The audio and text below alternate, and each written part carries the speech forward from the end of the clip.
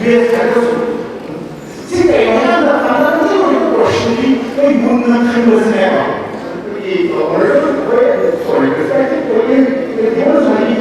ꯑꯩꯈꯣꯏꯒꯤ ꯃꯨꯟꯅ ꯈꯟꯕꯁꯤ ꯌꯥꯝꯅ ꯑꯣꯏ ꯍꯥꯏꯕꯗꯣ ꯀ꯭ꯔꯤꯇꯤꯀꯦꯜ ꯊꯤꯡꯀꯤꯡꯁꯦ ꯋꯥꯈꯜ ꯈꯜꯂꯤꯕ ꯁꯃꯥꯖꯇꯣ ꯋꯥꯈꯜ ꯈꯜꯂꯤꯕ ꯀꯝꯃ꯭ꯌꯨꯅꯤꯇꯤꯗꯨꯅ ꯁꯥꯏꯟꯁ ꯑꯃꯁꯨ ꯃꯣꯏ ꯌꯥꯝ ꯂꯨꯅ ꯈꯟꯅꯦꯕ ꯑꯗꯨꯒ ꯁꯣꯁꯤꯌꯦꯜ ꯁꯥꯏꯟꯁ ꯑꯃꯁꯨ ꯃꯣꯏ ꯌꯥꯝ ꯃꯁꯤꯅ ꯂꯨꯅ ꯈꯟꯅꯦꯕ ꯖꯒꯥ ꯑꯃꯗꯅ ꯂꯨꯅ ꯈꯜꯂꯒ ꯖꯒꯥ ꯑꯃꯗꯅ ꯂꯨꯅ ꯈꯟꯗꯕ ꯁꯤꯒꯨꯝꯕ ꯀꯝꯃ꯭ꯌꯨꯅꯤꯇꯤ ꯑꯃꯠꯇ ꯂꯩꯇꯦꯕ ꯑꯗꯨꯅ ꯃꯔꯨꯑꯣꯏꯔꯤꯗꯤ ꯑꯩꯈꯣꯏ ꯁꯥꯏꯟꯁ ꯍꯥꯏꯔꯒ ꯌꯥꯝꯅ ꯍꯥꯏ ꯑꯦꯟ ꯔꯤꯁꯔꯁꯇ ꯆꯪꯁꯤꯟꯕꯒꯤ ꯋꯥꯁꯨ ꯅꯠꯇꯦꯕ BSc MSc ꯑꯣꯏꯔꯒ ꯑꯩꯈꯣꯏꯒꯤ ꯇ꯭ꯌꯨꯁꯟ ꯇꯥꯛꯑꯒ ꯑꯗꯨꯝ ꯂꯣꯏꯁꯤꯟꯕꯒꯤ ꯋꯥꯔꯤꯗꯨꯅꯤ ꯑꯗꯨꯅ ꯑꯅꯧꯕ ꯁꯥꯏꯟꯇꯤꯐꯤꯛ ꯗꯤꯁꯀꯚꯔꯤ ꯅꯠꯇ꯭ꯔꯒꯅ ꯑꯅꯧꯕ ꯑꯩꯈꯣꯏ ꯁꯥꯏꯟꯇꯤꯐꯤꯛ ꯑꯁꯤꯒꯨꯝꯕ ꯌꯥꯝꯅ ꯕ꯭ꯔꯦꯛ ꯊ꯭ꯔꯨ ꯄꯤꯕꯒꯤ ꯋꯥꯐꯝ ꯅꯠꯇꯦꯕ ꯑꯩꯈꯣꯏꯅ ꯁꯥꯏꯟꯁ ꯂꯧꯔꯤꯁꯦ ꯑꯦꯛꯁꯦꯞꯁꯟ ꯈꯔꯗꯤ ꯌꯥꯎꯔꯤꯀꯣ ꯁꯣꯁꯤꯌꯦꯜ ꯁꯥꯏꯟꯁꯇꯁꯨ ꯑꯗꯨ ꯃꯉꯥꯏ ꯁꯤꯒꯤꯁꯤ ꯊꯤꯑꯣꯔꯤ ꯑꯌꯥꯝꯕ ꯑꯩꯈꯣꯏꯒꯤ ꯁꯥꯏꯟꯁ ꯑꯃꯒꯤ ꯃꯐꯝꯁꯦ ꯁꯣꯁꯤꯌꯦꯜ ꯁꯥꯏꯟꯁꯀꯤ ꯁꯤꯒꯤ ꯃꯐꯝꯁꯤꯗꯒꯤ ꯂꯣꯏꯅꯃꯛ ꯂꯥꯛꯀꯅꯦꯕ ꯑꯗꯨꯅ ꯁꯤꯒꯤ ꯁꯥꯏꯟꯁꯅ ꯋꯥꯡꯕ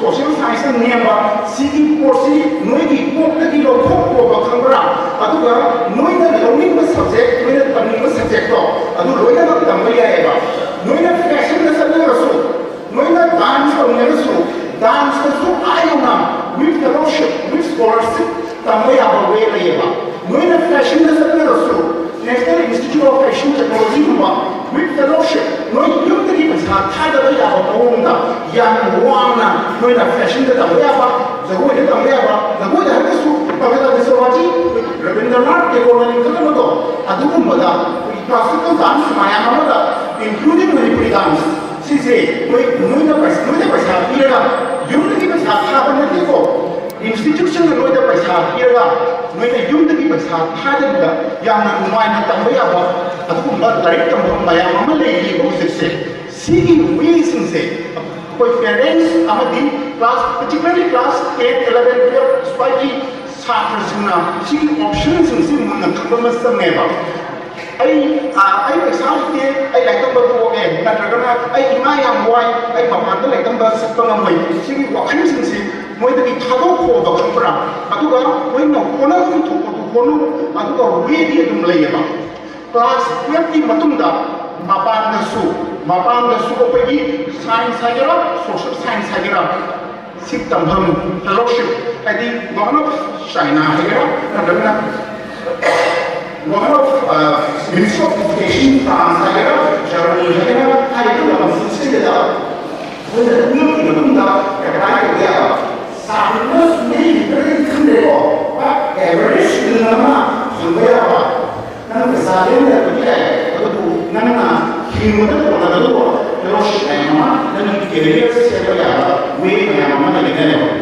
ꯑꯗꯣ ꯈꯥꯡꯕꯣꯛꯁꯦ ꯑꯩꯒꯤꯗꯤ ꯑꯩꯒꯤ ꯑꯗꯨꯝ ꯈꯟꯖꯩ ꯃꯔꯝꯗꯤ ꯌꯥꯝ ꯁꯥꯡꯉꯦꯕ ꯈꯥꯡꯕꯣꯛ ꯑꯣꯏꯒꯗꯕꯁꯦ ꯁꯤꯒꯨꯝꯕ ꯑꯁꯤ ꯏꯃꯥꯅ ꯍꯥꯡꯗꯣꯛꯅꯕꯁꯤ 2000ꯗꯅꯦꯕ ꯀ꯭ꯂꯥꯁ 11, 12ꯗ ꯑꯗꯨꯒ 2002ꯗ ꯑꯩ ꯑꯍꯥꯟꯕ ꯂꯥꯛꯏ ꯑꯩꯈꯣꯏꯗ ꯑꯌꯨꯛꯇ ꯂꯩꯔꯤꯀꯣ ꯀ꯭ꯂꯥꯁ ꯌꯥꯎꯏ ꯑꯗꯨꯒ ꯁ꯭ꯋꯥꯏꯗ ꯆꯠꯇꯅ ꯈꯣꯠꯇꯅ ꯂꯧꯕꯨꯛꯇ ꯆꯠꯇꯅ ꯀꯣꯛꯄꯥꯛꯇ ꯆꯠꯇꯅ ꯋꯥꯛꯀꯤꯡ ꯆꯠꯇꯅ ꯑꯗꯨꯝ ꯆꯍꯤ ꯑꯅꯤ ꯈꯨꯗꯤꯡꯒꯤ ꯍꯥꯡꯗꯣꯛꯄꯗꯨ ꯂꯥꯛꯏ ꯃꯥꯁꯨ ꯂꯥꯛꯏ ꯑꯩꯈꯣꯏꯗ ꯂꯥꯏꯔꯤꯛꯇ ꯀꯦꯔꯤꯌꯔꯒꯤ ꯅꯠꯇꯕ ꯀꯦꯔꯤꯌꯔꯁꯤꯅ ꯅꯠꯇꯕ ꯑꯩ ꯍꯥꯡꯗꯣꯛꯄ ꯑꯩꯅ ꯌꯥꯝꯅ ꯄꯥꯝꯖꯕ ꯑꯩꯅ ꯉꯥꯎꯖꯕ ꯑꯃ ꯂꯩꯌꯦꯕ ꯁꯤ ꯀꯩꯅꯣ ꯍꯥꯏꯕꯗ ꯀꯣꯏꯁꯟ ꯑꯗꯨ ꯋꯥꯍꯟꯁꯤ ꯀꯩꯅꯣꯗꯤ ꯃꯃꯥꯡꯗ ꯇꯧꯔꯒ ꯍꯪꯂꯛꯄꯁꯦ ꯑꯗꯩꯗ ꯃꯅꯤꯄꯨꯔꯤ ꯃꯐꯝ ꯈꯨꯗꯤꯡꯃꯛꯇ ꯂꯝꯕꯤ ꯃꯄꯥꯟꯁꯦ ꯂꯣꯏꯅ ꯊꯣꯛꯆꯤꯟꯅꯈ꯭ꯔꯦ ꯑꯗꯨꯗ ꯍꯥꯡꯗꯣꯛꯄꯤꯅ ꯁꯤꯒꯤ ꯂꯝꯕꯤ ꯃꯄꯥꯟꯁꯦ ꯑꯝꯇ ꯊꯣꯛꯆꯤꯟꯗꯕ ꯍꯥꯏꯇꯥꯔꯦ ꯁꯥꯡꯅ ꯌꯥꯝꯅ ꯁꯥꯡꯉꯤꯁꯦ ꯑꯩꯅ ꯃꯃꯥꯡ ꯎꯈꯤꯕꯗꯣ ꯑꯗꯨꯃꯥꯏꯅ ꯎꯕ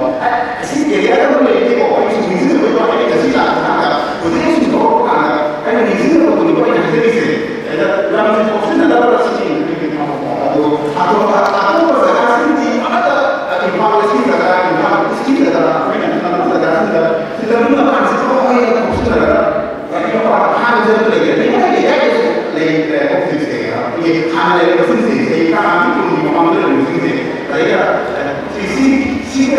ꯁꯤꯅ ꯃꯌꯥꯝ ꯄꯨꯊꯣꯛꯏꯕ ꯀꯥꯎꯟꯇꯤ ꯁꯣꯁꯥꯏꯇꯤꯒꯤ ꯀꯝꯃ꯭ꯌꯨꯅꯤꯇꯤ ꯂꯥꯏꯐꯀꯤ ꯃꯌꯥꯝ ꯄꯨꯅꯕꯒꯤ ꯑꯟꯗꯔꯁꯇꯦꯟꯗꯤꯡꯒꯤ ꯁꯤꯂꯣꯒꯤ ꯈꯥꯔꯛꯄꯁꯦ ꯑꯍꯥꯟꯕ ꯂꯩꯕꯁꯦ ꯑꯩꯈꯣꯏꯅ ꯌꯥꯝꯅ ꯉꯥꯎꯖꯕ ꯍꯥꯏꯇꯥꯔꯦ ꯁꯤꯁꯤ ꯑꯩ ꯃꯔꯝꯗ ꯁꯤꯃ ꯊꯝꯖꯔꯝꯒꯦ ꯑꯃꯅ ꯁꯥꯏꯟꯁ ꯁꯣꯁꯤꯌꯦꯜ ꯁꯥꯏꯟꯁ ꯑꯩꯈꯣꯏꯅ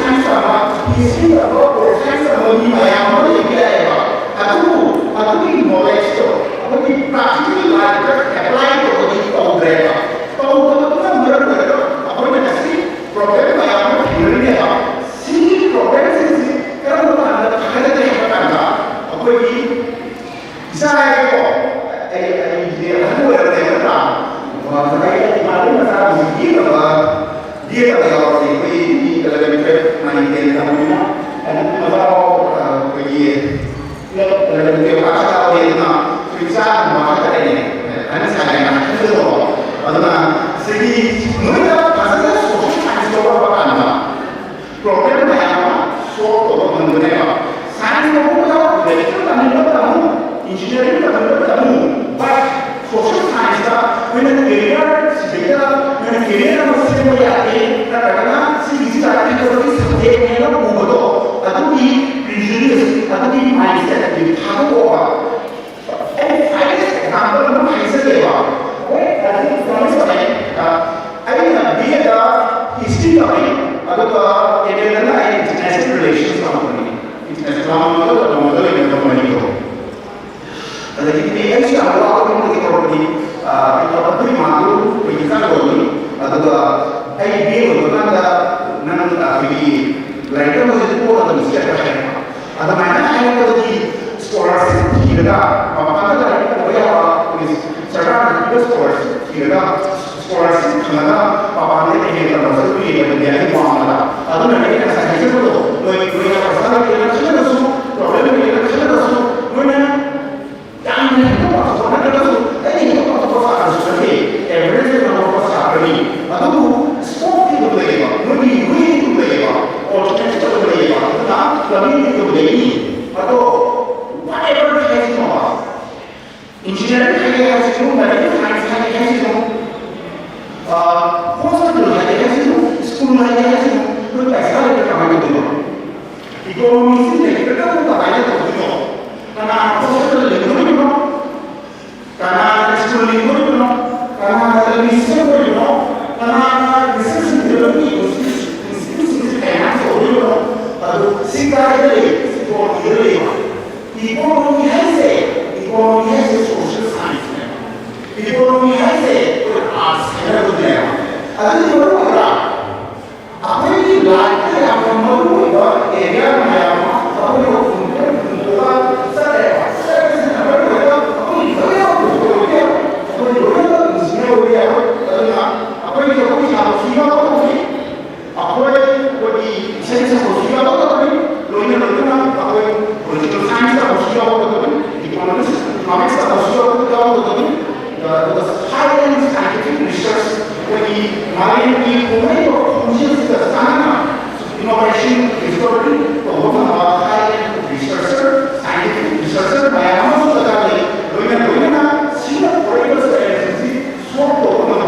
social science, high-end social sciences, high-end diplomat, international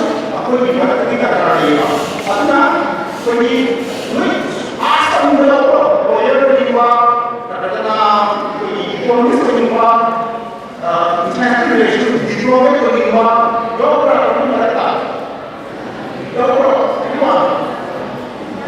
anybody? Science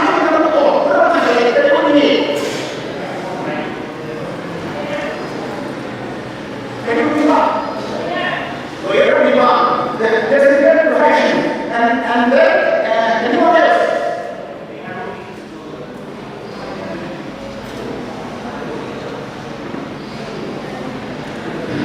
I read class 9. Okay. Can I say it first? Right? Yes, sir. That's a good profession. That's a great profession. Not only good, I say great profession. And carry on.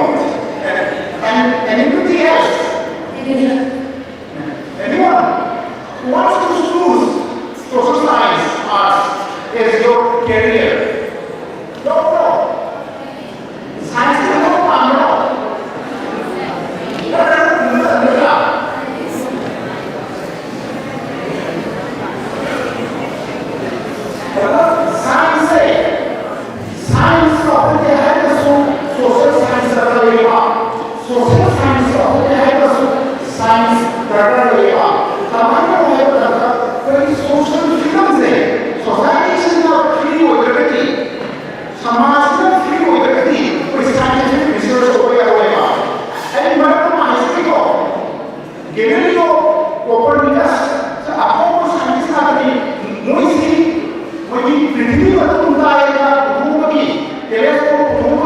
मतमदगी चर्चा कोना मोइसे like in को लेके मोइसे के punishment में हम कीजिएगा कोई like को कीजिएगा मरदी अभी सोसाइटी ना मतमदगी साइंटिफिक डिस्कवरी तो अदु दसारो मतमदगी में अदु ना कोई सोशल साइंस ऑफ क्या है साइंस की बनाई जाता है साइंस की मतलब ये आंसर नहीं अभी तो साइंस ऑफ क्या है सोशल साइंस की मतलब ये आंसर नहीं है और नसीब की कोई साइंस को सुन तो है तो ह्यूमैनिटीज लाइफ को कोई चीज तो दूसरा क्या है तो क्या करता ना सोशल साइंस का दूसरा क्या है तो मुझे आने का नहीं बस करता फ्री में नसलो लोगों ने मुझे नशा तो कैसे होगा अगर तो सब्जेक्ट कितना रिक्वायर्ड होगा तो भी नेसेसिटी होगा अभी इंसान नसलो होगा अगर ये देखने तो होगा कोई अपनी की पोटेंशियल से एग्जैजरेट को बदलना होगा अरे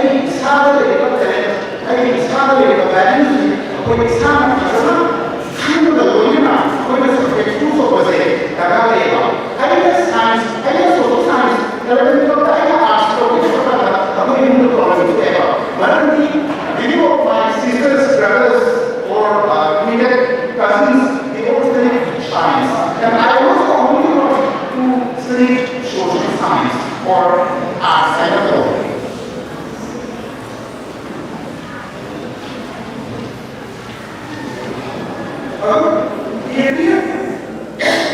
area in social science had a our thasin कोई कॉमेडी खबर मतलब सिविल सर्विस थावा फॉरेन सर्विस थावा सिमुलेटे अमना कोई सोशल साइंस हजरत तमरा डॉक्टरेट होएगा कि प्रोफेसर होएगा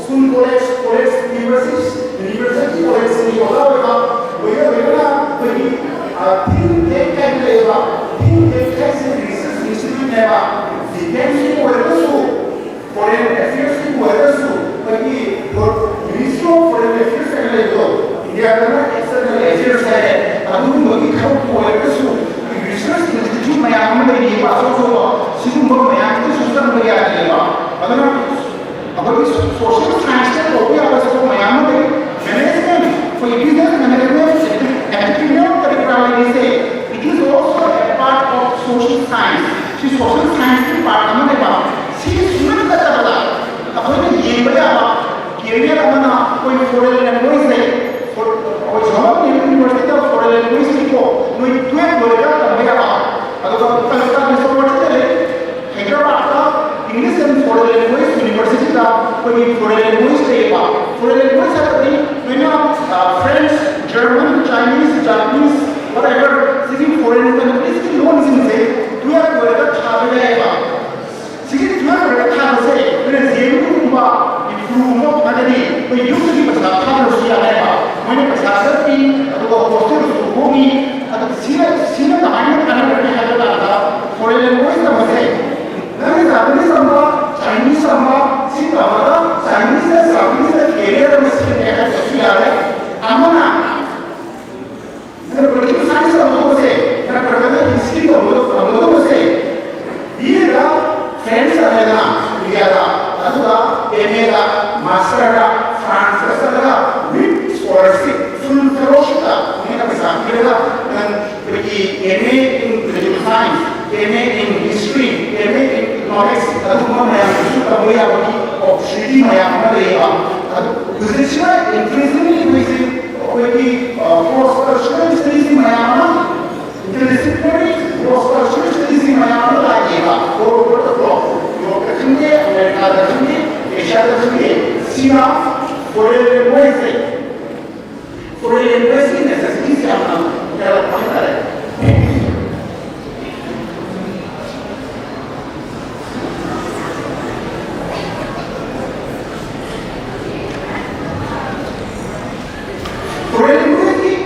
importance में कई बार करना इंडिया का फ्रेंच कंपनी है हमने इंडिया का जापानीज कंपनी है हमने सीकी कंपनी से जापानीज का पड़ेगा जर्मन का पड़ेगा फ्रेंच का पड़ेगा मैं आपको बता देगा इसमें हमने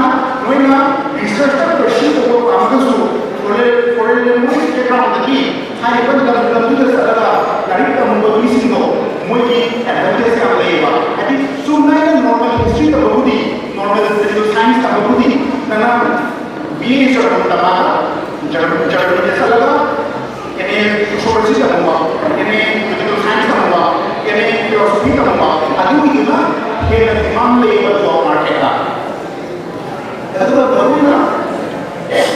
Last few years, Chinese colonialism was the second largest economy globally. Chinese employees are increasingly demanding like high for employees say, कोई university दा दिए दा कोरियन में सर्विस तो ले अथवा आपको सरकारी दा ये आपको सरकारी दा कोई ना कोई ना विद फेलोश सदर का मैं आपको अनु बहुत नया होने लगा तब मापा में सदर का मैं नाम करने लगा था उसी गोरा आई know India से knowledge production करते हैं knowledge receiver करते हैं वो मैंने गवर्नमेंट क्लेम नया होना और उसको scientific theory है जरा social scientific theory है जरा अपन किसी नहीं बा आया हम knowledge से मापान की लाएगा जापान की लाएगी फ्रांस की लाएगी यूएस की लाएगी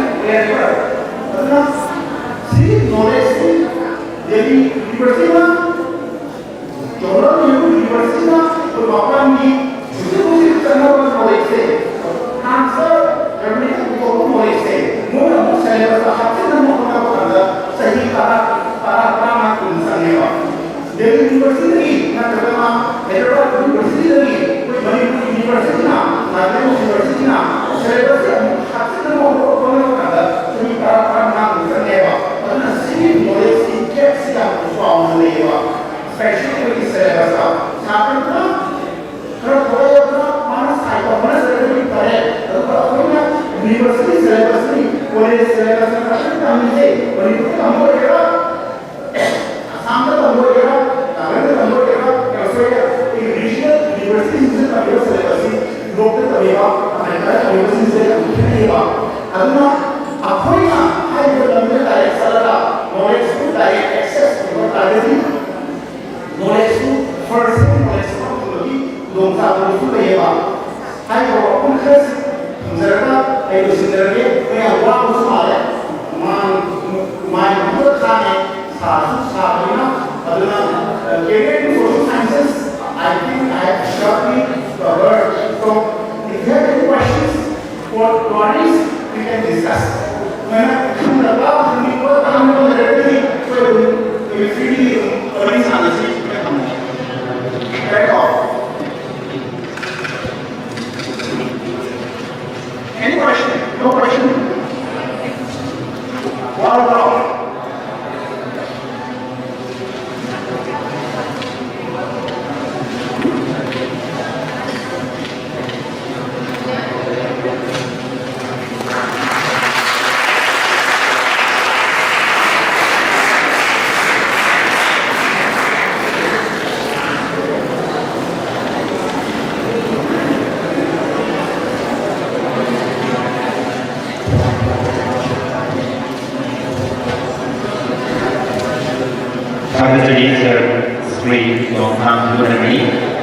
Assistant Professor, Center for South East Asian Studies, Nagaland University.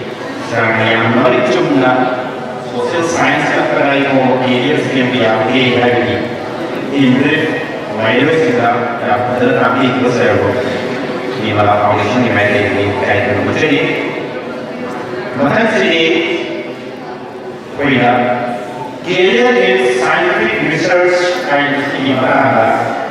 Wah, ini adalah kerjaan yang berbeda dengan service transfer director IDSC Ministry of Science and Technology of India. Ini itu medicine bagi orang ini tidak sesuai cuma kurang si mengenai kewan market atau gasing untuk surgery terus research mengenai untuk dengan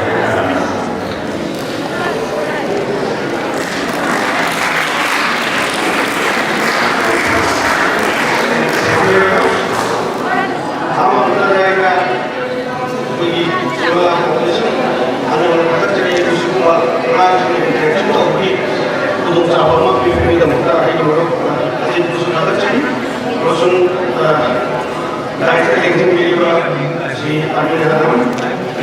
IAS, SDO masuk dalam sibu tapi kita mengikuti seru yang ini pak lebih responsif masuk pensiun diri pak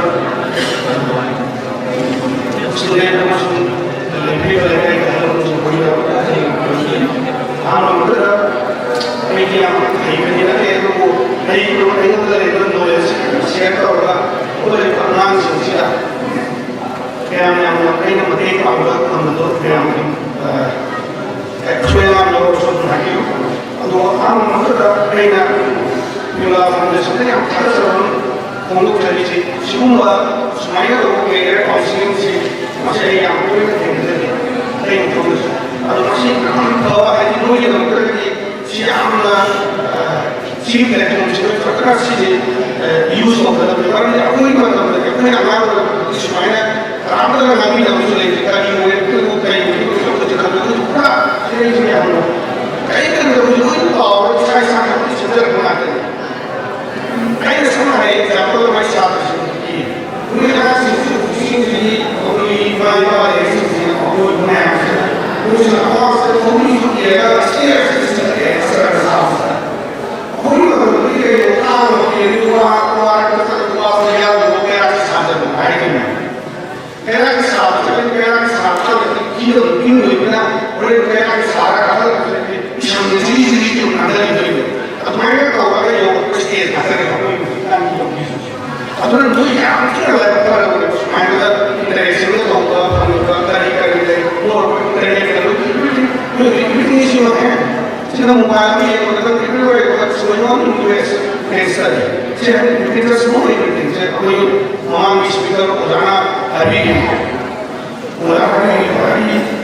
TV कोई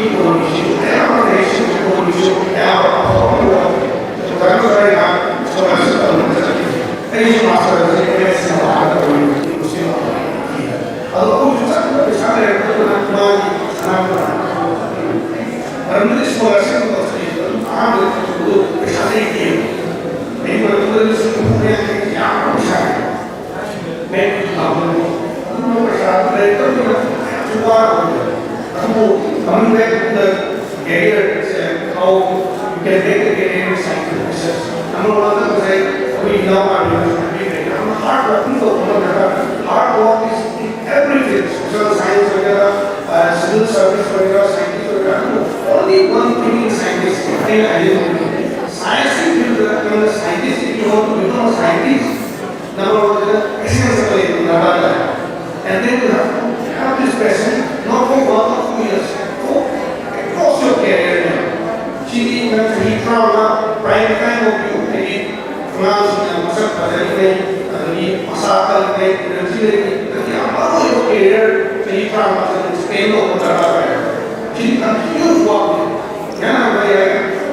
Free days, very high, she like I'm not saying all the things to the subject. Otherwise, the level that people are trying to just when we are trying to 400, why like I don't know the pilot. And they get whatever I have just to the extent is working. I know she research that you pay my mom's data, but then the name is IPSC has to buy resources sustainable to the family. Generally, research institute कोई इसका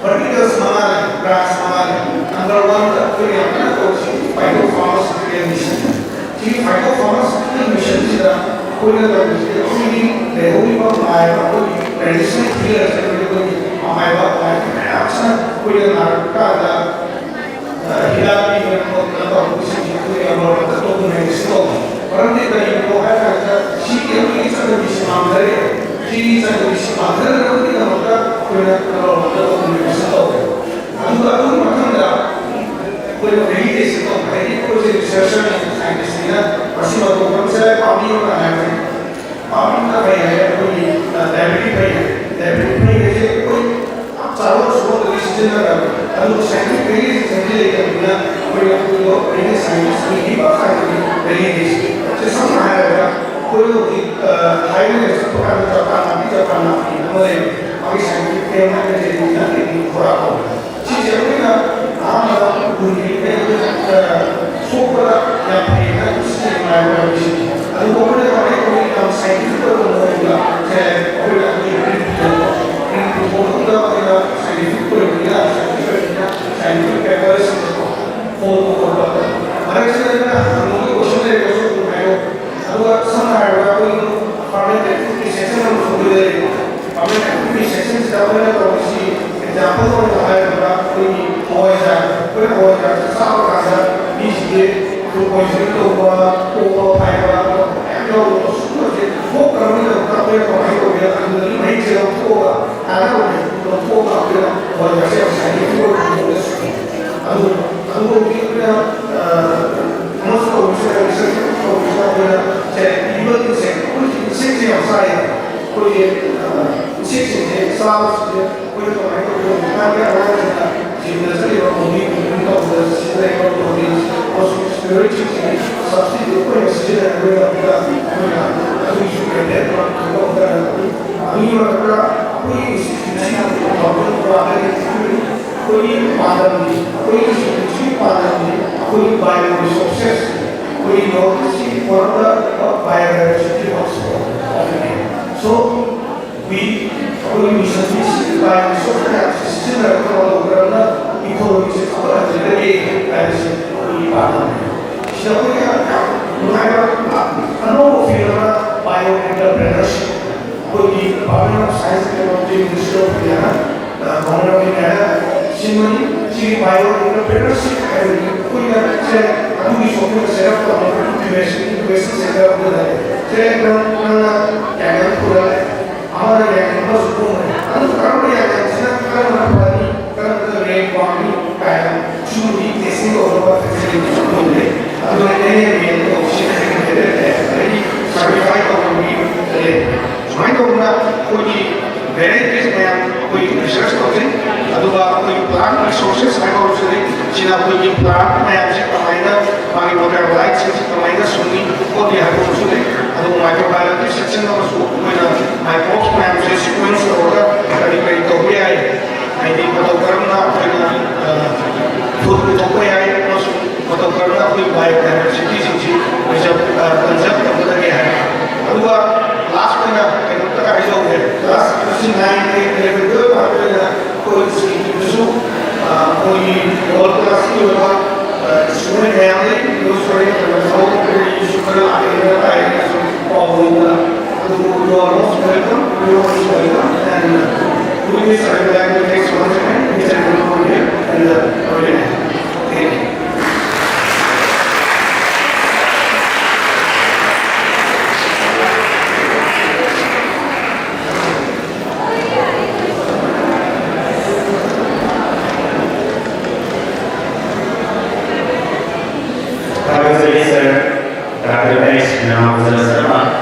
Director, Institute of Bioresource and Sustainable Development, IBSD, Ministry of Science and Technology, Government of India. Saya yang mencumba scientific research sama di teman-teman jika mari dengan related area reduction dan terakhir masyarakat di mana kami sendiri mengenai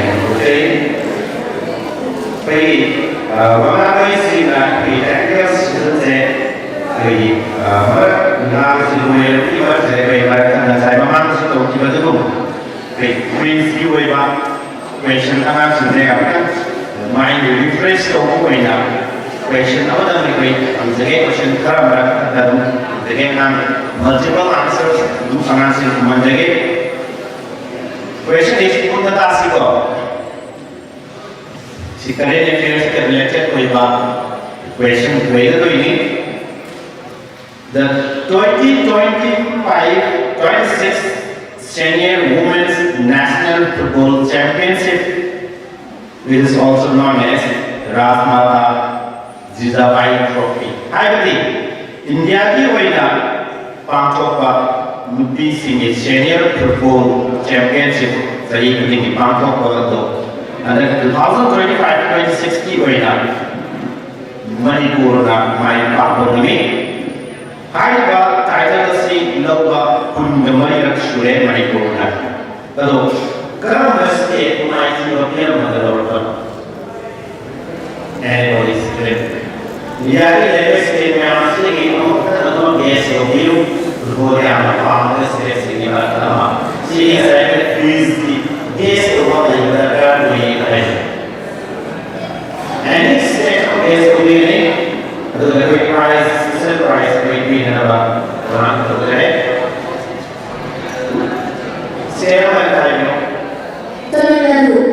Tamil Nadu, Kerala,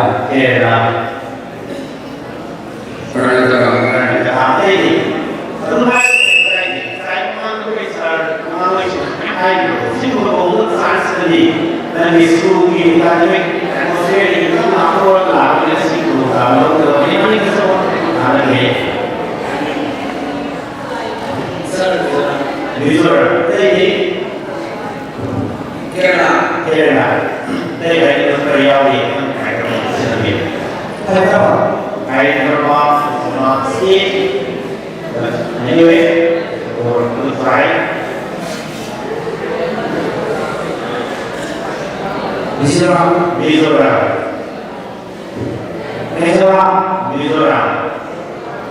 Hey, apa mereka masih siapa juga juga. Hey, hey, mereka yang mana yang bisa asal juga juga. Goa seperti.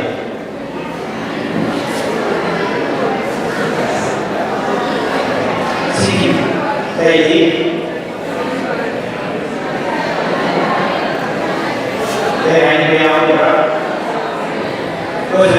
Yes, West End was the right answer.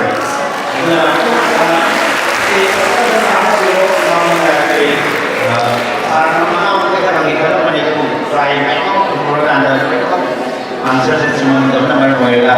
Nanti orang pun dekri.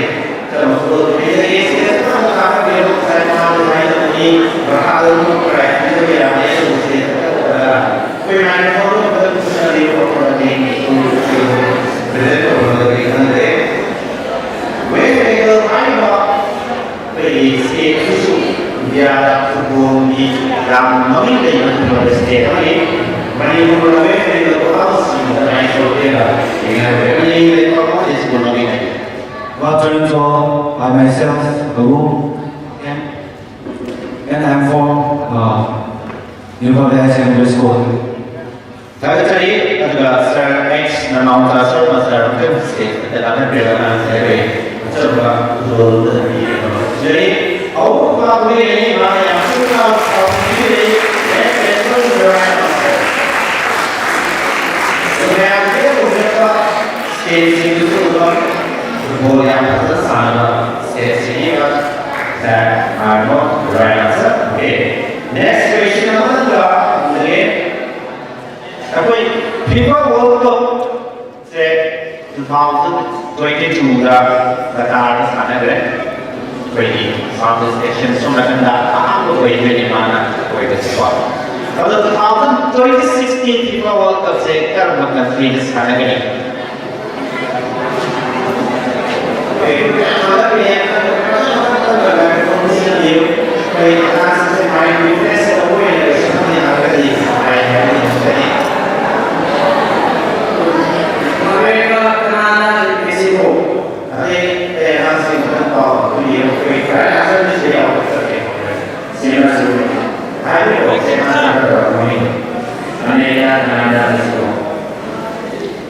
di Amerika, Mexico, Canada, Amerika, Canada, Mexico. Mexico, Canada, USA. Next. Amerika, Canada, Mexico. Amerika and USA USA, Canada, Mexico. Dia masih tetap sangat easy kok. USA, Mexico, Canada. Lagi kita sebetulnya kita lagi kok. Hanya USA, Canada, Mexico. Ayo sebetulnya kita sekali. USA, Canada, Mexico. Okay, next. Masuk ke negeri. USA, Mexico, Canada. USA, Mexico, Canada. USA, Mexico, and Canada. Looking for USA, Canada, Mexico. Okay, that's me. USA, Mexico, Canada.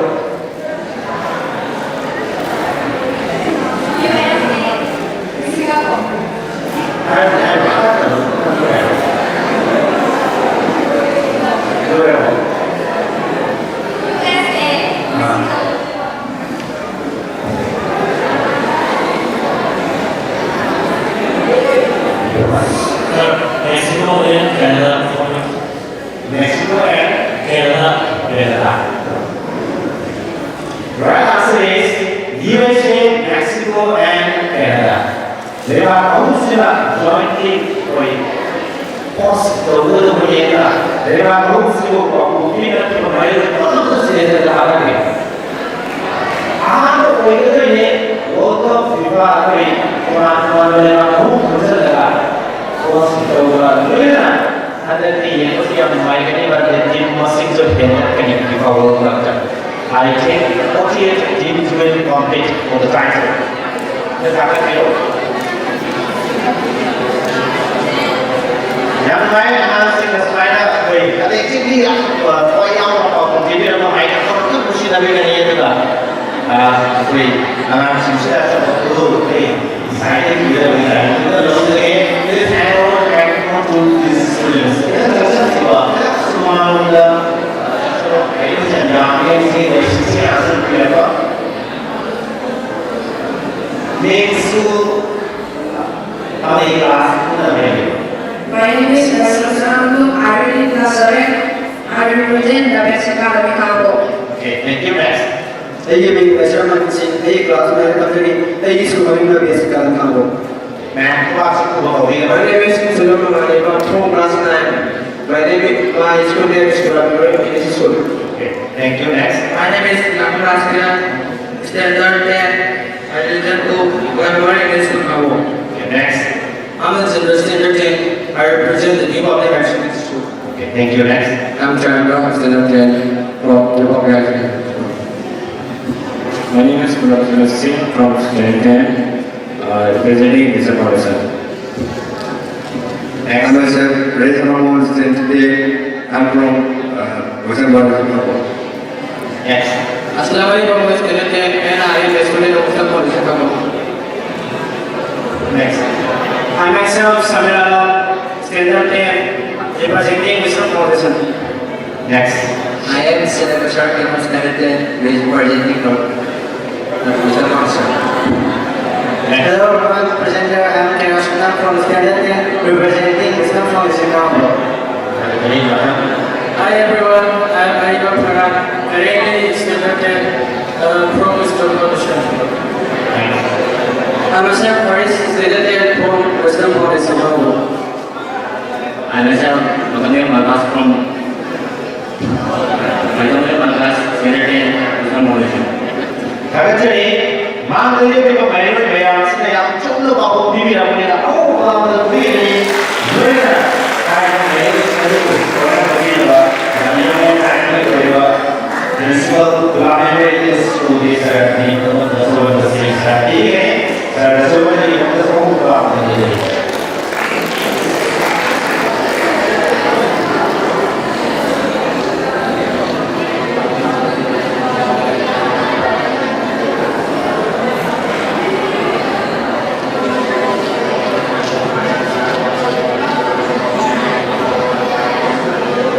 Bapak memamerkan tudingan ini.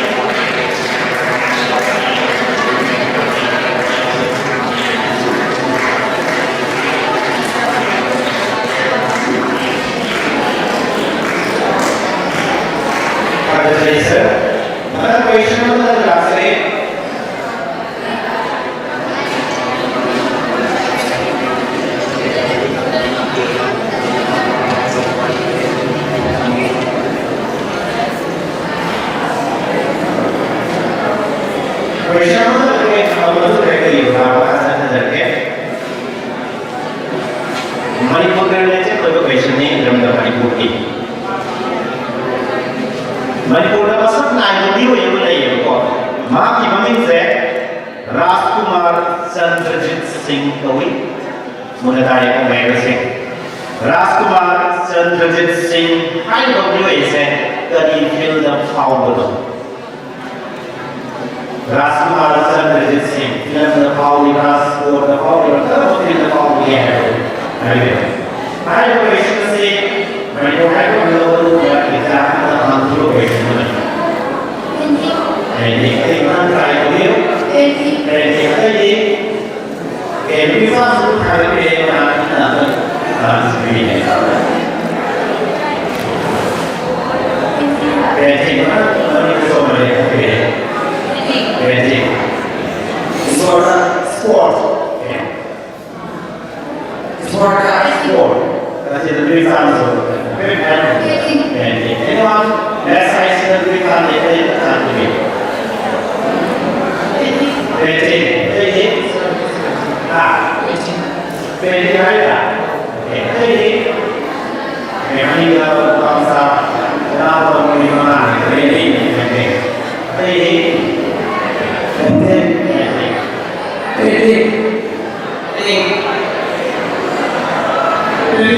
Okay. Painting is my answer. Rajkumar Chandrajit Singh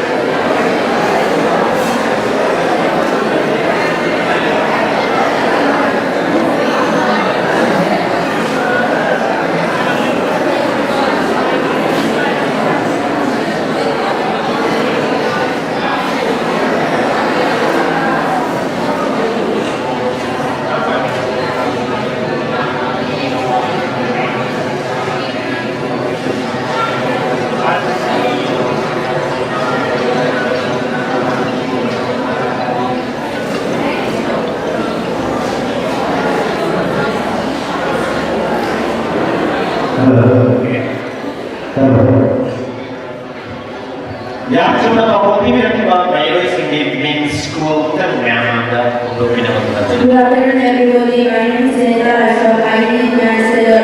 I am representing to the West Academy Award. Ini sebenarnya aku dari Amerika. Maksudnya dari West Academy Center. I am representing West Academy. Good evening, everyone. My name is Anjana Kudrapong. I am currently studying in class 9 at West Academy School. Thank you. Hello, everyone. I'm Sasha. My name is Nelsa. I am listening to West Academy Award. My name is Rosie Singh from Boston, representing the sponsor. Good afternoon, everyone. My name is Johnson Harry. I am representing from King Roman Catholic School. Hi everyone, it's me, Leah Hofstetter, from School Foundation Award. Hello everyone, it's me, Mohammed Hofstetter, representing the Foundation. Hi everyone, I'm Asif Suresmala, student from Foundation Award. Hello everyone, I'm Sandeep Sharma, currently student from the Foundation. Sekali, Mayor Singh sudah tidak diusulkan untuk mana bersama ketua dan di masa Sri Saiful Saran Singh, Principal New University School Professor.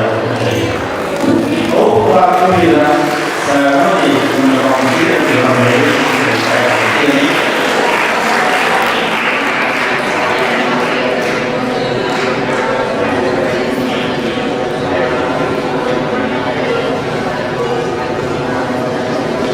Secretary Sir, Makataba Manasi Pibinaba Sir, Sri Kunrapam Bhagatami Singh, Principal, Basic Academy Award Sir.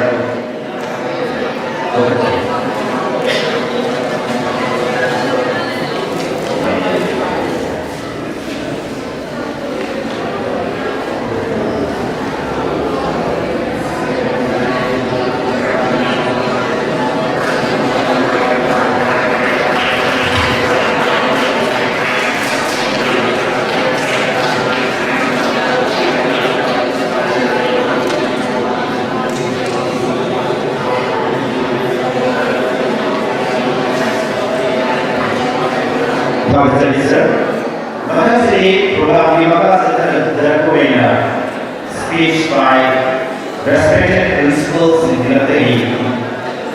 Sir Sri Saipom Sir Singh, Principal, New Public Higher Secondary School, Mangapokal,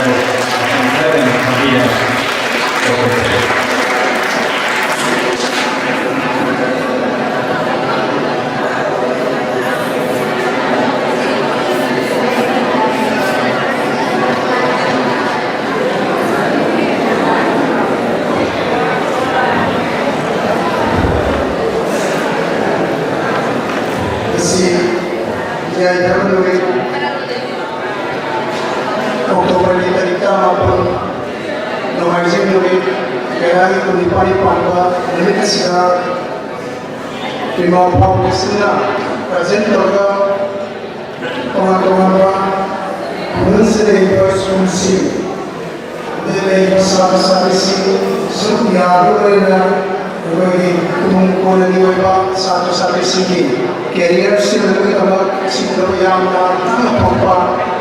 Apa yang sini yang apa sudah career counseling session nana itu apa sebagai timna sebagai timba right path with right skill haibat sudah timna sudah tunggu lagi saat izunen mereka lepas sampai sini yang akan berapa sudah di pengasas atau yang tunai mengenai sendiri di mana punah panjang terasa, ekoi VIP pembunuhan dengan sendiri kasih, yang hanya kita ikut mana panjang mana ikut mana, punah mengenai kita berapa sering, kasih mana lima foundation tunggu lagi orang terbawa dengan satu sini, career skill lebih lama yang akan tahu siapa.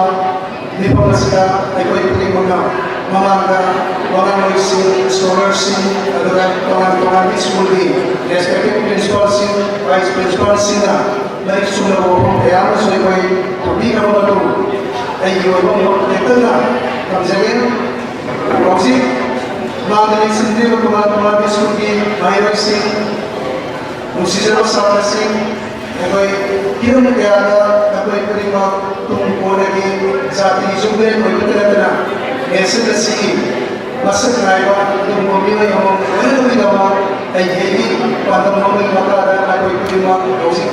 Istilah kita main musim itu tadi, ayo istilah kita main musim itu pada jadi raya raya sini raya sudah tiba segala aku terima, sesuatu ada aku terima, masih tawa ada aku terima. Saat ini sih, apa masih kaya ini yang berlari, pada mulai yang bersih, aku bersih, pada nasib, mana sudah teman-teman ini bisa dalam masa sudah ini teman-teman ini mana vocation promosi, ada program edukasi, ada teman-teman yang sama-sama sih kalau ini tetapi kami mereka lagi dari berselisih satu yang berisi sangat sempurna yang mulai dari berselisih dari berselisih di program yang sudah dari mulai dari bagi kasih mereka semua dia kata teman-teman dari itu kiasa maksudnya dari berselisih sudah nanti kawan kira atau bagaimana ekor oleh saya berkata kasih dengan saya usaha ini berkata hai berkata betul yang apa mau berkata kayak apa ekor berkata betul di kisah misalnya pemain di kisah misalnya jadi dari mulai awal kasih ayat yang saya sudah tahu itu teman-teman yang basic exam sih karena mau berkata betul atau betul lagi bawa kayak atau kasih ekor kisah kita using mana ekor kita usung besar masihnya hai dengan sibuk yang dia dalam jangka tapi apa tunggu orang sini kalau dia orang yang sini apa sih mana kalau kena dilakukan dia apa tunggu orang itu sebab apa bisa sih asyik orang sini career sih lebih awal ayam orang yang punya itu ni ayam lagi tak sebab itu saya kalau jadi atau benda Lucy itu mahir sih ekor yang ada mahu jangan suka deh scholar sih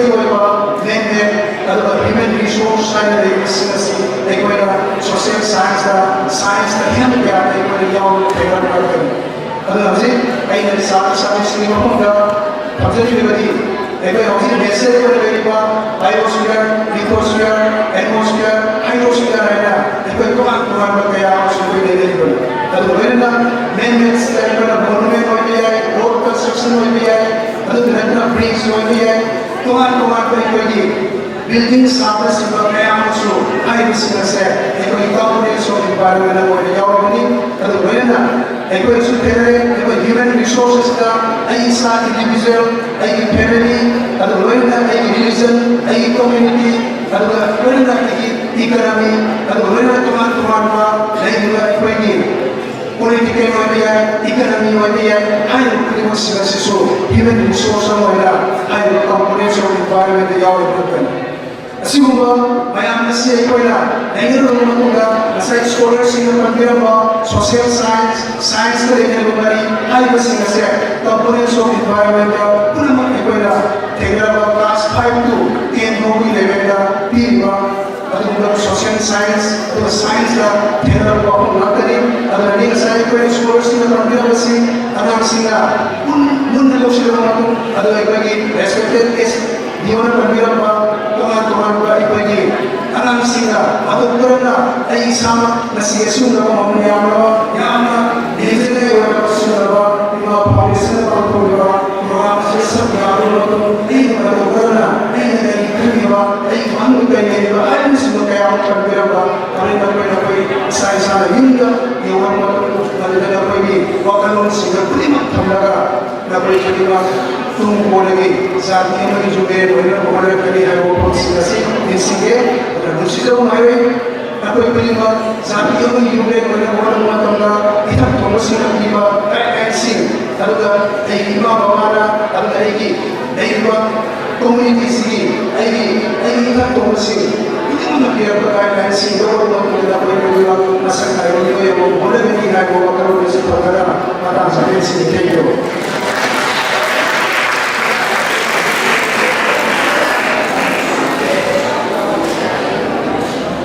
Thursday, sir, second Thursday.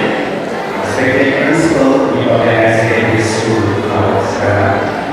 Nice to do grade school, we foundation to other people.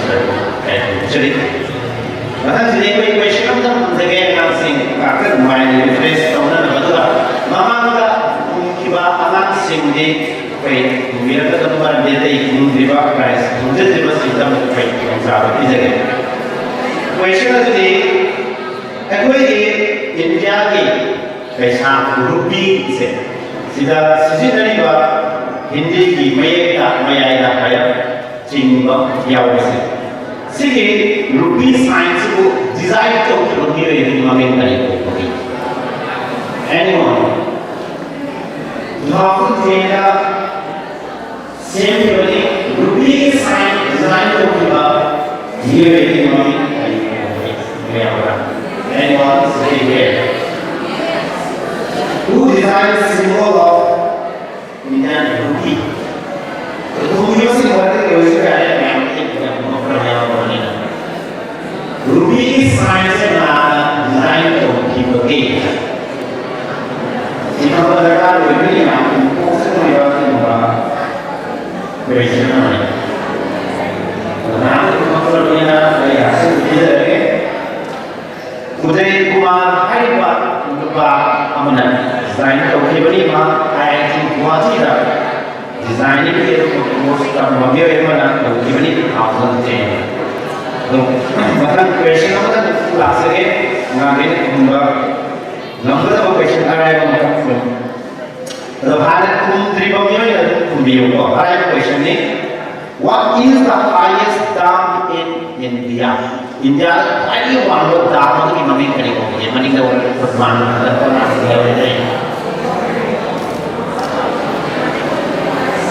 what is the highest dam in India? India, I do want to dance in money.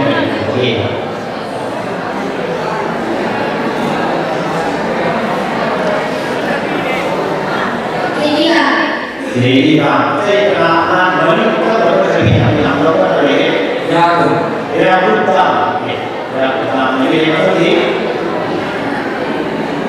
jadi kan kalau ini bisa karena ini bisa oke bahkan yang kedua oke jadi ada pun terima kasih. Okay, the theory comes the right answer, and those who answer theory is the one the states is the other zero.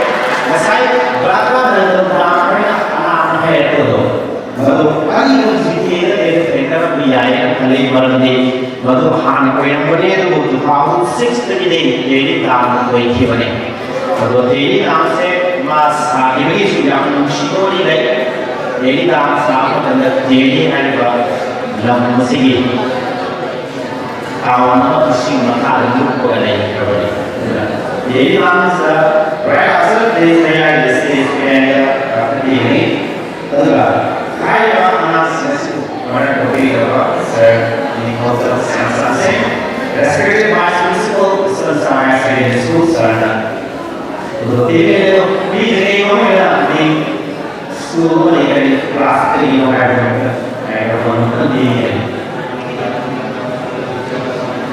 microphone is there from the computer.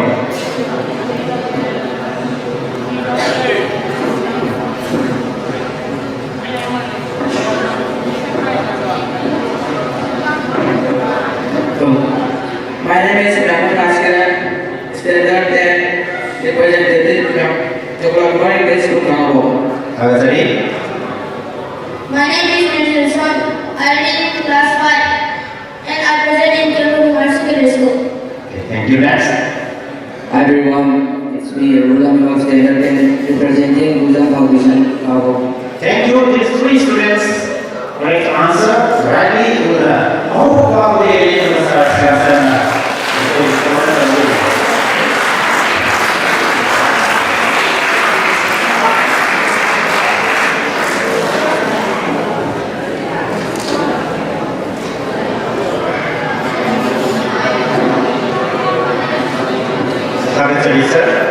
मतलब सीधे कोई programme काम करते हैं नाम से मत करते हैं क्वेश्चन नो मुझे मतलब the question is speech by principal of the sir Sri Gunram Gautamisen respected principal thanks for the name of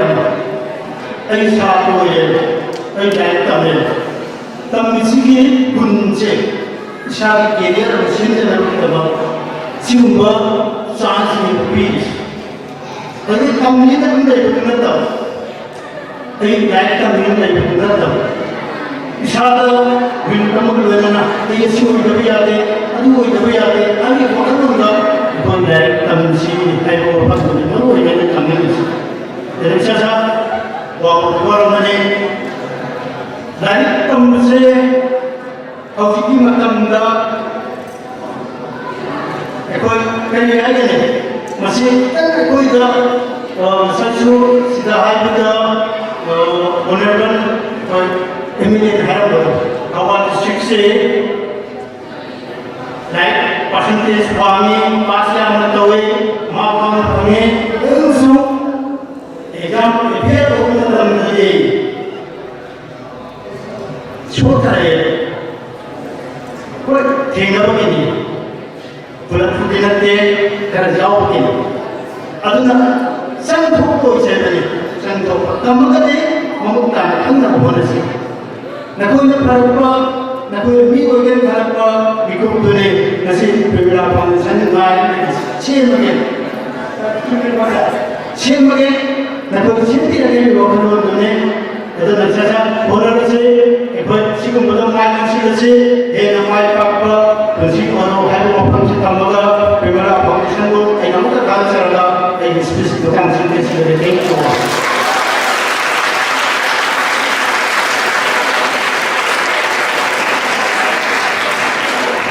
Habis sir, speaking about obviously saya yang terkata, kemudian baik semua pengkajian kami besar bukan ini. Jadi, macam sini.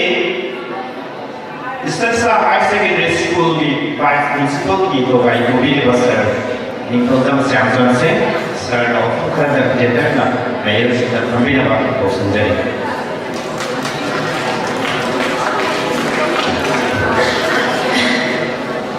तो लगा कोई पिंडा कोई सदा बायपा विद्यार्थी scheme या मैं अंदर पढ़ने लोग मसले जी betul dah ini guys sendiri bawa dari militer Sumatera Utara sendiri berpancing ini guys berpancing kerana ini hang punya bagai militer kerana ekspor pancing kerana keluarga juga lagi bawa ini pancing buahan bawa ini mikir ini kayak sendiri jadi itu bawa polisinya mereka right with right skill sini hingga sini dokter sekarang terus sini konsentrasi program laga pembangunan itu tetap dengan ini bersama situ bagi masih clear sudah right path with right skill sudah bagi sudah tinggal pada masih nak tahu lagi bagi tinggi bisa pelajari bagi kan bagi itu dia sudah segi utopis itu, lalu sebagai mekanik itu itu berapa ini bersihnya hari sih kita harus katakan itu sebagai melakukan mungkin atau lebih segi right path with right skill sehingga satu itu apa itu pilih si miskin sih right path hari sih kan satu boleh apa nama sekarang juga nabi board se nabi career se kalau kita mahu nanti mana student tu boleh ni ini nabi nama apa tu Quran dan terkata hari nabi ni rumah right pada se sana decision nama logo nabi वो तो yang segi hingga position ni nanti मैं tapi kami pahami, aku kami pahami, aku kami pahami ni, aku kami pahami. ऐसे ऐसे हम लोग आए पास है, ऐसे करेंगे, ऐसे दुराव होगा, ऐसे दुराव का आगे, ऐसे दुराव है, ऐसे दुराव, राइस की लोग ऐसे दुराव, राइस की लोग ना, ऐसे हमी, ऐसे कमी नहीं हो.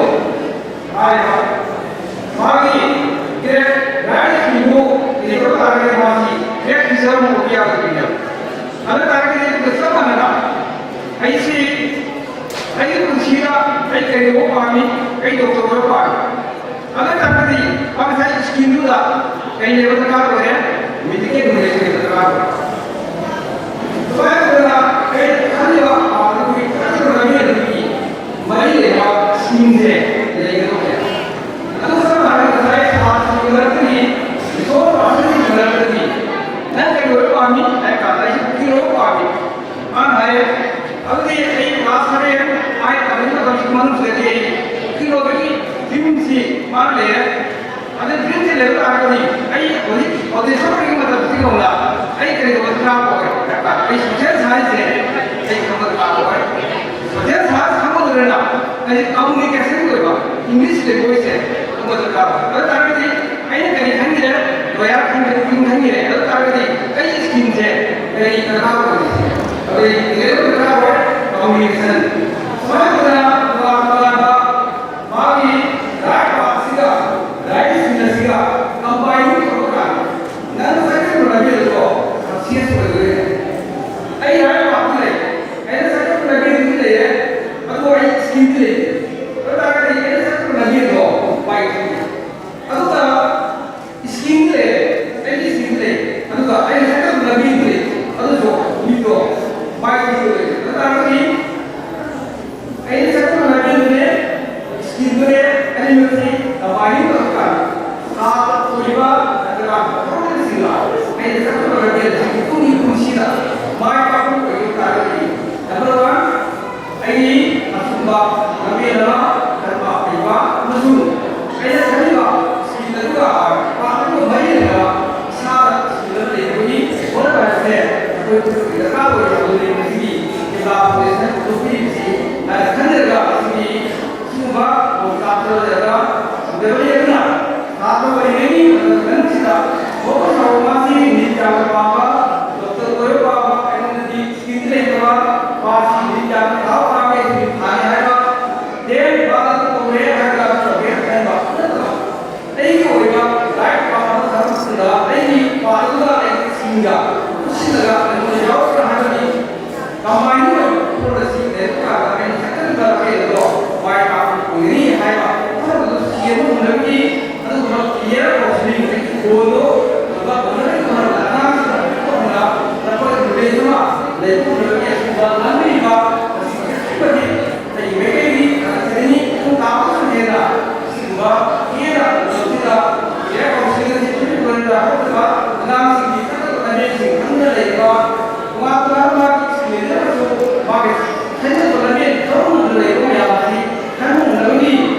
Tahu sih, ini ada sebenarnya ini ada rupiah sebuah ini program sekarang baru satu terus kalau satu kemudian sudah lagi ada sebuah program semua ya program sebenarnya kami sendiri.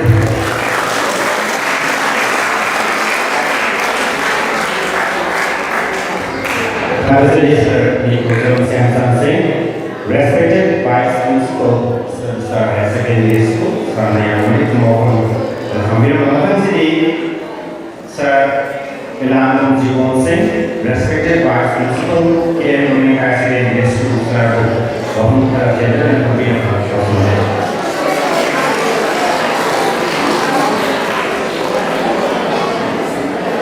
Terima kasih.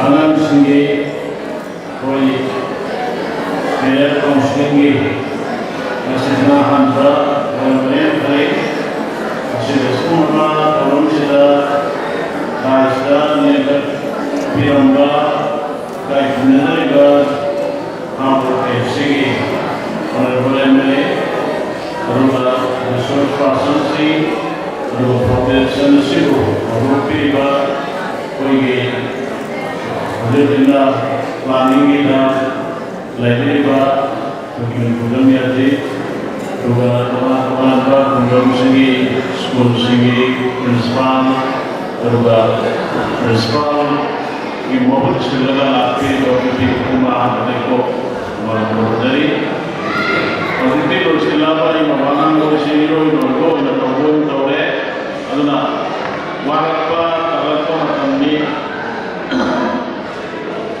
mio pada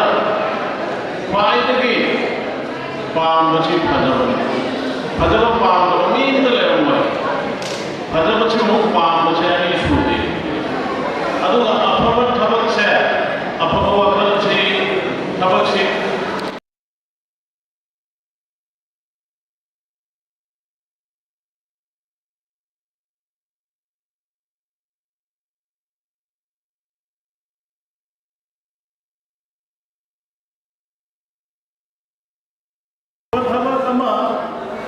तौगे हाइना खन्बा मरमसिदा होनोछि अखोइ तौगो हाइना थमोइ सपिर बिथिल अनिगे अवामसिदा एक साथना ले हजुरले Dasain resource person भन्दा time दिँदै ल्याउँदा तपाईको पढाउँदा just you think yourself मतलब चुप्पा none खलु high छात्रसित खराबै दावदै अन्ते गाल करि को खल्लो सिंगर ब्रा खल्लो singer ai nasi medico macam tu sini kan mesti dari no ai medico macam tu sini nasi lagi sih kya bane ai nasi kelas tu mau tu singer tu yang mesti lagi kan nanti nasai hai ni kalau sini nang satu ini kalau sih mission apa ni kan apa study ke mission apa ni segi study ke mission kita kalau एक मतलब doctor फार को कामदा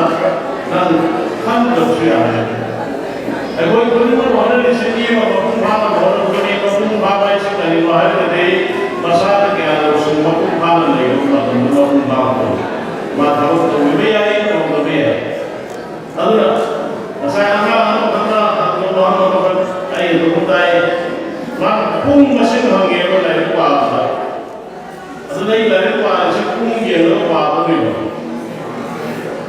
सातवां like पाता से पुंग machine ये लो पाता और तो सारी चीज़ें तो धर्मला पुंग ये लो लाइक पाता नहीं पुंग नहीं जो है पानी से पुंग बनी गाय तो नहीं होता तो मायना पाता नहीं होता ना just ना तो लाइक पानी तो ये बकरों दशा इमोशनल फीलिंग में लावा तो मालूम नहीं कौन गेरा वो गेरा जरा करते हैं तो लेकिन हम तो लाइक पाते हैं मतलब पावल लाइक ने में कंगल विषय ना पूरे ना बाबा ना तो बॉडी में लाइक ना वाले ना उदासीन संगला जैसे मिस्त्री आए ना चेक करो पावल दी सागे ना थोड़ी तो लाइक पानी ना बाबा ना बोले दी जो नहीं बाबा ना चेक लाइक तो हम लोग करते हैं लगे को ना तो काम है लाइक पावल को कितना काम है कमाई जाओ ना लाइक पावल काम नहीं है तो बनी तो साथ में टाइम फैक्टर कमी ना हो कोई बाबा का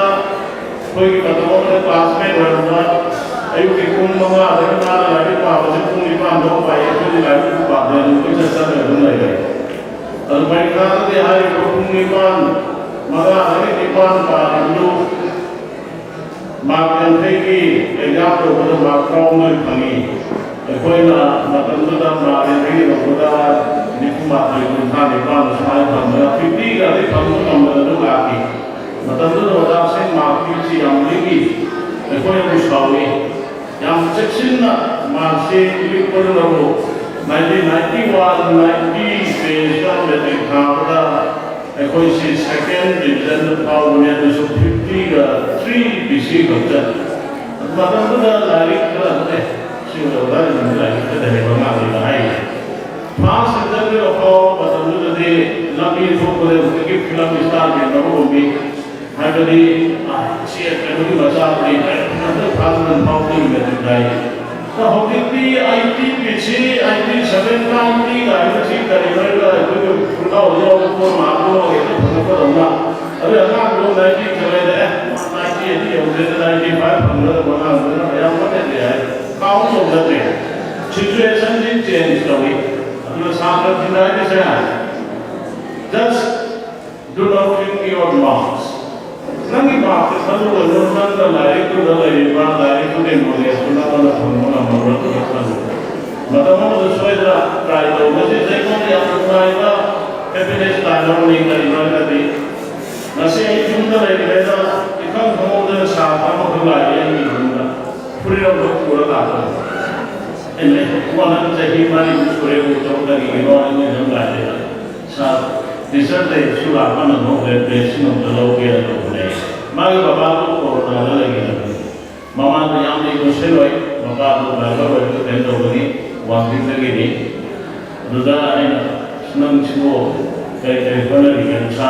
सी एसबीआई की केल खले अदुना ये जाय मुक्ता जुलाई की join to the Onana Foundation, love the Gala, none of the Now we are one hundred the gallery attend the weather side shape, you give family program Kanada, open the way. I know. No wonder Kanada is so hungry, but they can't be getting get over the and try to forget that. But I decide, but the family is very see that Sami see English on the Sami. Sentence tidak collection rumah ada lagi grammatical ki aduga basis ki aduga sangi aduga mathematics sangi ada reasoning sangi spina aduga current affairs nasi itu pangko pada kamera jadi dari bahasa Inggris sangi berarti masih sangat pas yang lain memang targetnya untuk masuk di program database informasi mulai ay nakapsin na ay kibigay marami na kaya sa mga privacy na principal sina wala ito no dahil wala nito tani no way ang kasi masakit kuise luis lagi na development kaya na siya yung ubalangan kasi naman kuise interest di bangang kaniyo ay na kuise interest na yung siya ginawa kasi kaya kaya sampa na bangang yawi deputy Kalian setiap pagi malam pada tak mana tu berani sampai setiap hari pada mereka UPS khawa yang saya khawa rumah kita dalam sudah ada. Aku sekarang terlebih dari luar negeri. Teknologi dia fokus tu, teknologi cepat tu. Aini, ekademi kita schooling kita, rank one by school by apa, society kita intake connect lagi terus hal itu sudah ini. Masih society sehingga kalau kita mui society ka adaptation namanya, lain ni apa, angau berulah. Jangan ada khang dohum, kalau suyau ini, anda satu sehingga kabar apa kita jika apa kita in all corner kita terus kita semua dalam ini, just never do for a time for reading. No lain apa macam tu kalau lain kasi macam tu panas ni Nakala ki waktu tu lain panas tu emosi lah. Ibu anu dah nan lain panas tu moro. Soal tu ministra apa bahawa lalu perlu lain sebab lain tu pun lain panas tu kita ibu mana ni. Anu lah, ayu sisa tu mari kau sudah sangat super dalam lale. Dan sisa pada ayu sains sahaja ni. Sama chemistry longer अपने तो Manipuri subject से तुम पावन लाए अदुर अदा कोई दा वही तुम हायरंगे खाली दा नबुक जुदा थामोई जुदा जब जाना युना थामोई मतम जुदा नंगा खाली बा वकंदो कुंसीदा माय पातना लेकर दो thank you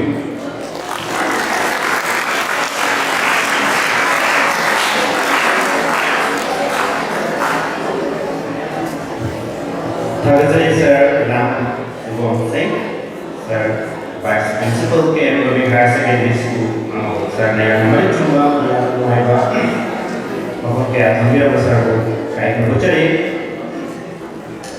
Koi awe bagi bangga koi, Nayan Tenten awa bangga dengan koi na. Apa ni cakap bangga koi? Masih kalau saya kalau sudah tahu ke, apa kita panggil question juga, koi bangga raya kali. Dada Saheb हल्की award hand award से करीब the best of the award okay दिवसा कोई खाना कोई अभी कोई chance की जगह हाँ फिल्म तय ये कराने के कोई अभी महा कोई चांस की जगह मन का सुभाव साले कोई अभी film the best of film है itu bahasa satu sebagai sahaja ya. Itu jalan. Okay. Bayar kamu sebagai ini sudah. Mas jadi dengan kita. Okay. Apa ni kan kita masuk ada yang itu mana dari itu saya bahkan itu yang sahaja. Jadi apa dia lakukan sendiri. Itu apa dia? film yes film the base opening our property is the same to look at the super I will give you a start the lady was in the people product is open minor with the name is the Virginia maybe mama permanent stage the doctor kilometer permanent mobile school the class going on very complicated I will be right to study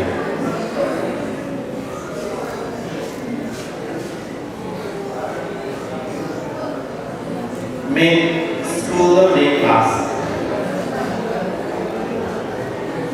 Hello everyone, my name is Sajjan Martina. I'm from the base academy class 7. Next. I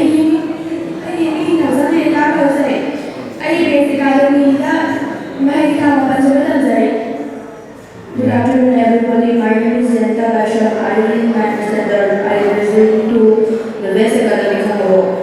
Next. Everyone, it's me, the standard 10 from Mr. Mount Congo. Hello everyone.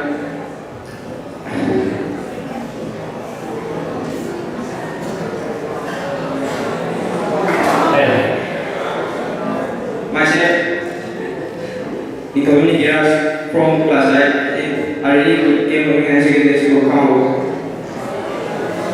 Good afternoon everyone, my name is Soma and I am representing the Congo Secondary School in my class is 10. Actually, I am graduation to order to be master Lamon Jimonse Vice Principal and University to serve. How about beginning?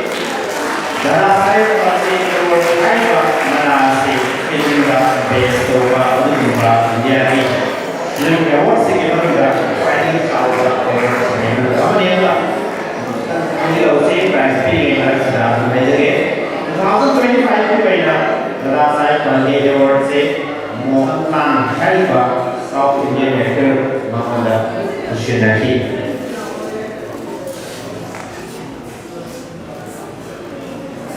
Thakacai sir, matang sedikit alih warna merah. Maksudnya yang jentak lah, orang sedang inspirasi berada dalam kerajaan. Sir, kami ini sir, Sweden Thousand Jasper Singh Principal Care, sorry, Dua Memorial News School Kampung Sarana. Dalam kerajaan jentak mungkin dengan saya orang. Saya adalah graduation. Saya wafil awak saya kami lagi. Saya dokter sedang kami adalah sendiri. Jadi, nasi imalaw penyelesaian nasi jata, aduga, ayat bilang yamba, dan Azina,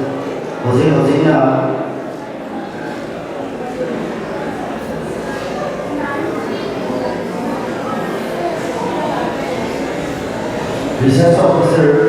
Northeastern Council, Shillong Ministry of Environment, Northeastern Region Government India के नौकरीगा अनियामा मांगे yang seperti orang dunia masih pangkuliga orang masih school की principal sing BB sing amnadi weekend session दा वहाँ लोग इना Ngambil orang luinan aku ikut menikah menerima onar badan dari Sri Sulaiman Program Putri Nobu Ahan Dada ikut menjadi menikah dengan Sri Aina Arwai Ba Aduga Kaki Aina Nasigi Orang Sida Sergya Dengan Biba Nanti Arwai Aduga Nasigi ay wahi amani khatam hajar bersejarah masih asing theme of this foundation present to be with him say right path with right skill and aduna high basic apai NEP 2020 exam mari lega aduna NEP 2020 mandai khatri hajar ro bariya ko sada se hoji Mayam ada tani interest, lewat orang yang warai saya ungtang atau hitam atau macam informasi itu, ayah hasil diberi मियोइबा खुदिमा पोपदगी inborn quality अमो यावे इसोर बिबि अतुल हाय लोकुन अदुदा ममा पाव बसिना गाइडेंस तोबी बोजा सिना साबा सिंगो लचुन नमतापी बा साबा सिंगो असुन बोलबी नो उबीबा हाय बसे वाई मन कोई हाय बरो अदुमतन हाय से लोइना लोइना ना Masai IS serve Sri Arvind Mulana idea creative thinking for critical thinking creative idea aina yung halaga aina sikari to higamay ko ng wakan ko lang ay bisa yata masih nung ko wakan ang nalay housing matang sa di CBSE isu class 9 se open book examination है lighting हमको exam था भी है lighting हमको exam था बसे न lighting में देंगे आंसर सिंगल बने पूरा ओनली न ताक नमो ताक की रही मना न नमो पी को क्वेश्चन लो न नसा भी उन्होंने कयाम बही लोगे है तो अदुकी जागी ने लो अदुक समाने एनईपी ना ओजी aina mamangi workshop mada session mada 2026 July August Friday Manipur so I am syllabus curriculum loishilai na ta sai na January awi adu lokuba madu dai na na we SRT ki dai na program na last aina haja dimpati hauji ai hoina naha we ai tamba ya ni matam लोकसिंग तासिबी आदि मतम असिदा मतम माखुंदना थवाई ओना अमदी उक्सिन सिंगना like तंबा तुंदा अफोमी Amo viva है पादबसे इसा इसा दसे तंबगा तुंगी लेबाकी खुंगी अबुक के सेवा तोरजर के है बियो एवं इसा दसे गदबनी है से तंबगा इस्तलोसिद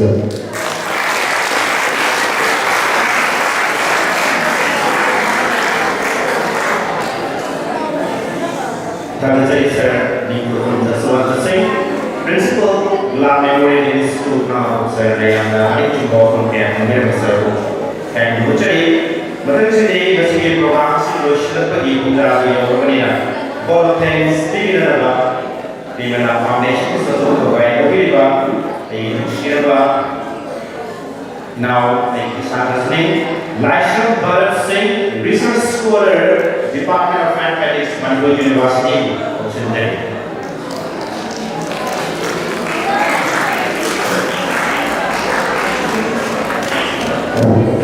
Kurumzari, luang pushiba. Masih dia terawal wajib ni. Mereka tu apa ni bangga saja sini juga bermana. Dua saja.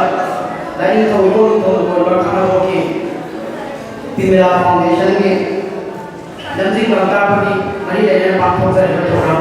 Padahal राय पाप में ड्राइव से कोरोना सीधा मेंशन मेरी बात काय नजर बोलासी महिरोई से हमारी मिथुन से को कोरोना वैना वैना कोरोना से वो बापू कोरोना सर यापी की बात हमारी कोरोना से वो करा ऐसे ही करेंगे है ना प्रोग्राम लोभी ना हमारी मकान में जाना यापी की वजह से हम कर निकाय होता मुझे कोरोना से वजह से आया और टिंडी रोटी तुमने सिंघाली मपूं जगह या बलुतर रखा शंकर टया का भ्रम से वशिष्ठरे हैं नया मुझे जय जय